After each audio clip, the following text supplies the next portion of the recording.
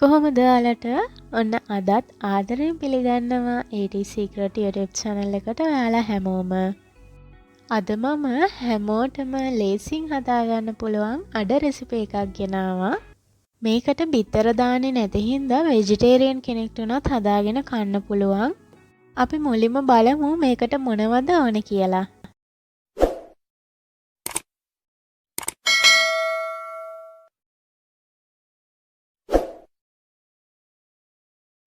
අපිට මුලින්ම ඕන වෙනවා පාන් පිටි ග්‍රෑම් 250ක්, බේකින් පවුඩර් තේ හැඳි 1/2ක්, කුඩු කරගත්තු සීනි ග්‍රෑම් 180ක් ඕනේ. මෙතනදී ඔයාලා සීනි ටික පවුඩර් එකක් එන විදිහට හොඳට කුඩු කරගන්න. තෙල් මේස හැඳි 2ක්, yeast තේ හැඳි භාගයක්, කිරි මිලිලීටර් 140ක්. මෙතන ඔයාලට පොල් කිරි, ෆ්‍රෙෂ් මිල්ක්, කිරි පිටි මේ ඕනම දෙයක් ගන්න පුළුවන්. මේ ටික තමයි අපිට ඕන වෙන්නේ. අපි බලමු මේක කොහොමද හදාගන්නේ කියලා. මුලින්ම අපි yeast ටික ඇක්ටිව් වෙන්න තියාගන්න ඕනේ. ඉතින් භාජනයක් අරගෙන yeast දාගන්න. yeast ඇක්ටිව් වෙන අනිවාර්යයෙන්ම සීනි අවශ්‍යයි. ඉතින් සීනි පොඩ්ඩකුත් දාගන්න තේ හැන්දක් විතර. ඊළඟට මද උණුසුම් ජලය තේ හැඳි 2ක් විතර මේකට එකතු කරලා මේක හොඳට කලවම් කරගන්න. සීනි ටිකයි yeast ටිකයි දිය වෙනකම් හොඳට මේක කලවම් වෙන්න ඕනේ. ඒක කලවම් වුණාට පස්සේ අපි විනාඩියක් දෙකක් විතර පැත්තකින් මේක වහලා තියෙනවා yeast ටික චුට්ටක් පිපෙන්න. ඒ අතරතුර අපිට පුළුවන් අපේ පාන් පිටි එක අරගෙන ඒකට සීනි සහ තෙල් ටික දාගන්න. ඊළඟට අපි මේක හොඳින් කලවම් කරගන්න ඕනේ. මම පාවිච්චි කරේ විස්ක් එකක් මෙතන කලවම් කරගන්න. ඔයාලට වික්ස් එකක් නැත්නම් ලී හැන්දක් ඕනම හැන්දක් පාවිච්චි කරන්න පුළුවන්. හැබැයි විස්ක් එකකින් කලවම් කරද්දී අපිට හොඳට පිටි කැට නැති වෙන විදිහට කලවම් කරගන්න පුළුවන්. මේ වෙලාවේදී ඔයාලා බේකින් පවුඩර් ටිකත් එකතු කරන්න. ඒක වීඩියෝ වෙලා නැහැ. පිපෙන තියාගත්ත yeast ටිකත් මේකට දාගන්නවා. දැන් අපි කිරි ටික ටික දාලා මේක හොඳ උක්කු බැටර් එකක් එන විදිහට හදාගන්න ඕනේ. මම නම් මෙතනදී පාවිච්චි කරේ පොල් කිරි. පොල් කිරි ගනිද්දී උකුත් නැතුව දියාරුත් නැතුව දෙවනි වටේ පොල් කිරි ගන්න. ඉතින් ඔයාලට පොල් කිරි ගන්න බැරි නම් ඔයාලට පුළුවන් ෆ්‍රෙෂ් මිල්ක් කිරි පිටි වගේ දෙයක් ගන්න. කිරි ගන්න ඔයාලා ආස නැත්නම් ඔයාලට මේක වතුරෙන් උනත් හදාගන්න පුළුවන්. ඊළඟට මම මේකට ලුණු ස්වල්පයක් දාගන්නවා. ඒ වගේම වැනිලා තේ හැන්දකුත් එකතු කරගන්නවා. ඒ ටිකක් දාලා හොඳට කලවම් කරගන්න. ඔයාලට පේනවා ඇති මම විස්ක් එකක් පාවිච්චි කරපු හින්දා කැට නැති වෙන විදිහට අපේ බැටර් එක මම හදාගෙන තියෙනවා. ඔයාලටත් පුළුවන් නම් වික්ස් එකක් පාවිච්චි කරන්න නැත්නම් ගෑරපුවකින් උනත් මේ විදිහට හදාගන්න පුළුවන්. ඉතින් මේ වගේ ඝනකම් බැටර් එකක් තමයි ඕනේ. ඔයාලට පේනවා ඇති අපේ පදම කොහොමද කියලා. මේක වැඩි දියාරුත් නැහැ, වැඩි ගොරෝසුත් නැහැ. මෙන්න මේ විදිහට එක දිගට වැක්කිරෙන්න ඕනේ. ඒ පදම තමයි හරි පදම.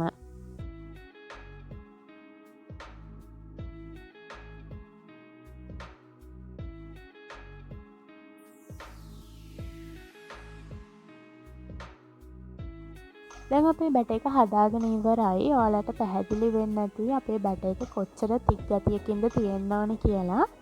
ඉතින් දැන් අපි මේක විනාඩි 30ක් 40ක් විතර වහලා පැත්තකින් තියාගන්නවා පිපෙනකන්. එතකන් අපි අඩ මිශ්‍රණය හදාගන්න කප් ටික ලෑස්ති කරගමු. මම මෙතනදී කප් කේක් ට්‍රේ එකක් තමයි ගත්තේ. ඔයාලා ගාව අඩ හදාගන්න අච්චු, ඇලුමිනියම් අච්චු තියෙනවා නම් ඒව ගන්න පුළුවන්. මං ගාව ඒව නැති නිසා මං කප් කේක් ට්‍රේ එකක් ගත්තා. ඉතින් හැමෝම ගාව කප් කේක් ට්‍රේ ඇති කියලා හිතනවා. නැත්නම් ඔයාලට මේක පොඩි අඩු කෝප්පවල උනත් හදාගන්න පුළුවන්. මුලින්ම මම මේකට බටර් ටිකක් ගා ගන්නවා.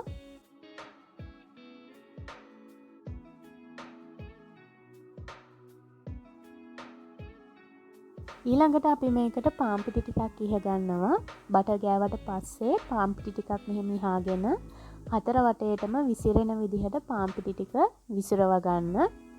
මේ ක්‍රමයෙන් අපිට පුළුවන් අපේ අඩ ටික හරි ඉක්මනට ලේසියෙන් ගලව ගන්න. මේක ඇලෙන්නේ නැහැ.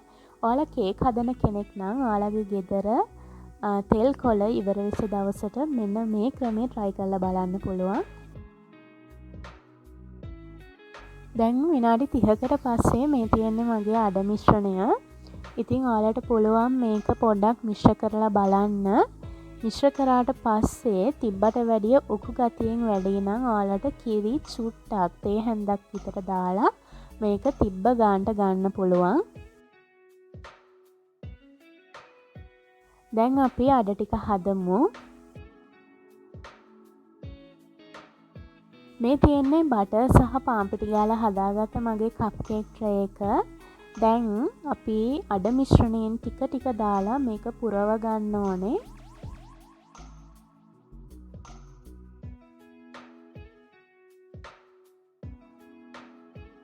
මේ වෙලාවේදී ඔයාලා අනිවාර්යයෙන්ම oven එක ප්‍රීහීට් වෙන්න දාන්න ඕනේ.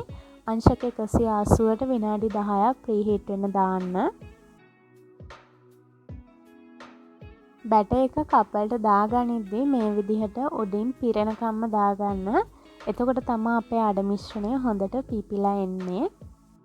මේ තියෙන්නේ මම කප් වලට දාගත්තට පස්සේ දැන් ප්‍රීහීට් වුණාට පස්සේ අපි මේක oven එකට දාගමු. මුලින්ම අපි මේක උෂ්ණත්වය 200ට දාලා විනාඩි 15ක් බේක් කරගන්නවා.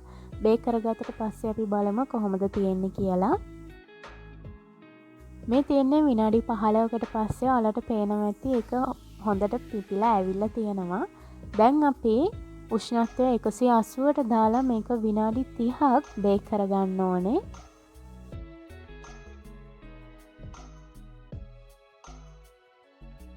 මේ තියෙන්නේ මම හදාගත්ත අඩ ටික. ඔයාලට පේනවා ඇති ලස්සනට ඒක ඇවිල්ලා තියෙනවා. ඉතින් බලන්න මේක හරිම ලේසියෙන් ගලව ගන්නත් පුළුවන්. මේ වෙලාවේදී නම් ටිකක් උණුයි මේක. මේ තියෙන්නේ මම හදාගත්ත අඩ ටික. ඉතින් ඔයාලටත් පුළුවන් මේ රෙසිපි එක try කරලා බලන්න. පොඩ්ඩක් ඉන්නවා නම් එයාලා ගොඩාක් ආස වෙයි. හවස තේ බොද්දී උදේට කන්න මේ ඕනම වෙලාවකට අඩ කියන්නේ ඉතින් හොඳ කෑමක් තමයි. ඉස්සර නම් මේවා ගොඩක් තියෙනවා. දැන් නම් හොයාගන්නත් අමාරුයි. ඉතින් පුළුවන් නම් ගෙදරදිම හදලා මේක රස බලන්න. එහෙනම් ඉතින් අදට ගිහින් එන්නම් තවත් අලුත් රසවත් වීඩියෝ එකකින්. ආයිත් අපි හම්බ වෙනකන් හැමෝම සතුටින් පරිස්සමින් ඉන්න.